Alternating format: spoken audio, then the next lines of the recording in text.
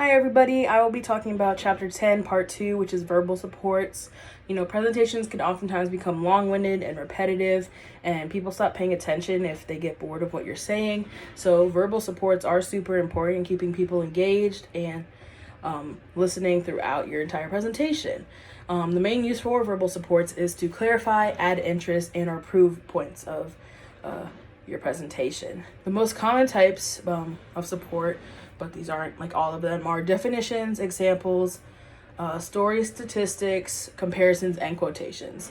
So before I'll go more in depth into like each one of those terms, I want to just do like a basic definition. So the definition of definition is explains the meaning to help clarify. Examples give concrete references. Stories give detailed accounts of what occurred. Statistics give numerical representation. Comparison, showcasing how one idea relates to another. And then quotations, statement from someone of authority. So like, say like a celebrity or professor, just somebody above like our level. So now I'll go more in depth. So definitions. How many times have you guys been like in a situation when someone's giving a presentation right off the bat, you have no idea what they're talking about because you don't understand any of that stuff? It's usually how I feel in math, but by using definitions, presenters make their presentation easier to comprehend. So there's 4 types of definitions. Those include the denotation, which is like the specific or literal meaning; connotation, which is the associated or suggestive meaning; etymology, which is background; or negation, which is what the word doesn't mean at all. So then we have examples. Examples help people visualize the point. Examples can be used to show cause and effect.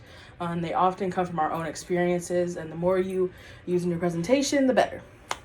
And then there's stories. Stories can help people visualize and illustrate a point through in-depth detail. How we tell stories, though, depends on our background, so like our religion, ethnicity, our hometown, etc. There's factual and fictional stories. A lot of stories do try to invoke emotion rather than, be factual with statistics, but only factual stories can truly prove a point. To make a good story, make it brief, interesting, appropriate, and effective towards your audience.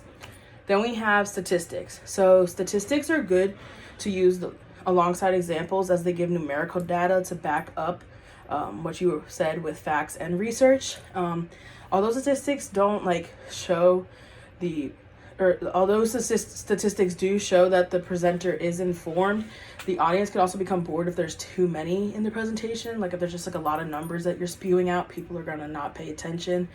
And another tip is to make statistics easy to understand. Like instead of saying fractions, say like percentages, stuff like that. So then we have comparisons. Comparisons and analogies are kind of intertwined. Analogies are like figurative comparisons. You can use analogies to help the audience better understand your comparison if they don't understand the two things that you're comparing already. Make your comparisons reasonable and try your best not to reach super far for like an idea, or else it can get a little too out of hand. And then we have quotations. Quotations are a great tool for when you cannot summarize your own thoughts into a sentence. Using a quote from a significant figure helps back up your claims. Once again, they're also great to use as an attention grabber at like the beginning of presentations or at the end to leave kind of like a mark on your audience. And finally, it's important to remember that any idea that is not your own needs to be backed up with a source citation. Choose credible sources that back up your statements and do not interrupt the flow of your presentations. There is a 4-step method mentioned in the book for doing the latter. The steps include stating your point, identifying your sources, state its content, and explain the importance of the info. So to briefly summarize chapter 10, part 2, verbal support.